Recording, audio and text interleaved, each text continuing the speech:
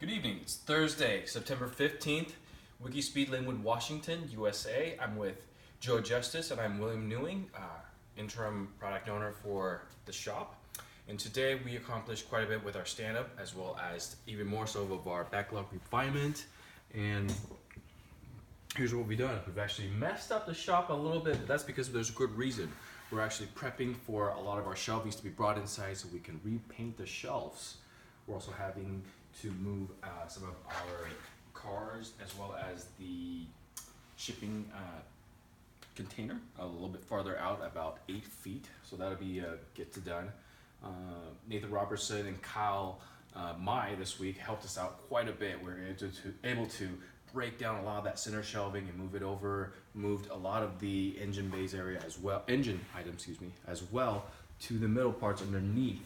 So that was a little bit longer than anticipated. We definitely would recommend measuring twice because we moved actually the shelving up a couple notches just to clear the two taller engines with their transmissions bolted onto them. One of our wooden shelves over there in the far bay 4, you can't see it, but it's behind our composite shelf, is fairly heavy, and then the casters are pretty worn down. So one of our Kaizens in the future would be to replace them, but moving that was quite a bit, and we recommend 2 people at least for that, at least. And be careful. It's a lot of heavy, sharp aluminum objects, and yes. But for now, everything's here. We got to shadow box some of our tools. It was excellent. Now we have specific homes for them, and we can even in the future, if we found that there's a better placement for them, then great, we will do those. Awesome and a half, Dr. Newing. Let's call out each item because there's quite a few. We found that when we split stories small, we get more done total. The total points is even higher. So William took the shop signs out saying Wikispeed open house today, come on over and participate. I did calc Ackerman angle on car 7 and car 8. Virtualized backlog into Trello, William accomplished that. Sweep all walls with hand broom. We got rid of spider webs. That happens in the shop. All those were accomplished with Kyle as well, our intern. Yeah. Oh, thanks so much, Kyle. Sweep all floors. Then William did bring the signs in towards the end of the day.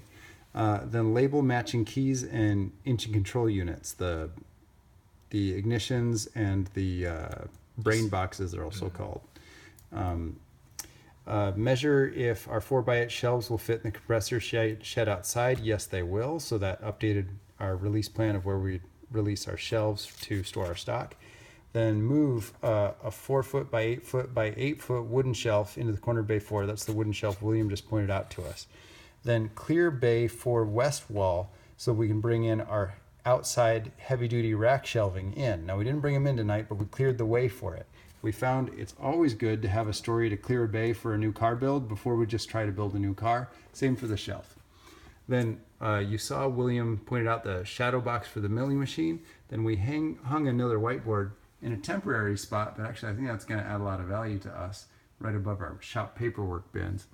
And a drill press shadow box, which we didn't show you. That was accomplished today with Kyle's help, William's help, and a little bit of mine, Joe Justice. And what would you want to add, William? Wear safety gear and eat. You will be hungry no matter what. So we have our modular shelf number 4, I want to say, is where our snack shelf items are. Do help yourself. Healthy snacks are always encourageable. Always drink plenty of water. Yes, Yeah. and the Ackerman calcs, so people can see. I'll try to zoom in close enough that you can see. So if your car has a wheelbase of 100 inches, like almost all the Wikispeed cars so far have had, and your track width is 6 feet, like suspension version 29 is, here's what the outer wheel steering angle would be in degrees for turn radiuses of various turns of varying radiuses.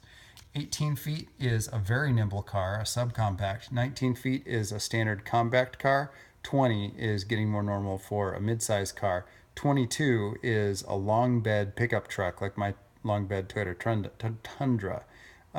So you see the outside wheel turning angle varies with steering. Man, it's late and I have not eaten.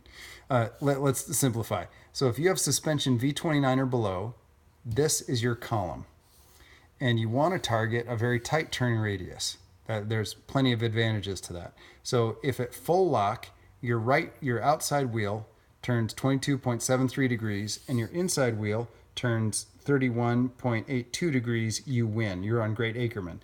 And you can go right down these columns with suspension V29 and below to check your Ackerman at all steering radiuses, all the way out to the radius of the 130R turn at Suzuka Circuit. So from the tightest parking lot turn you could make to extreme high-speed racetrack turn are all in this column. If you have suspension V31 and above, this is your column. So your outside wheel, you have a 7-foot track width.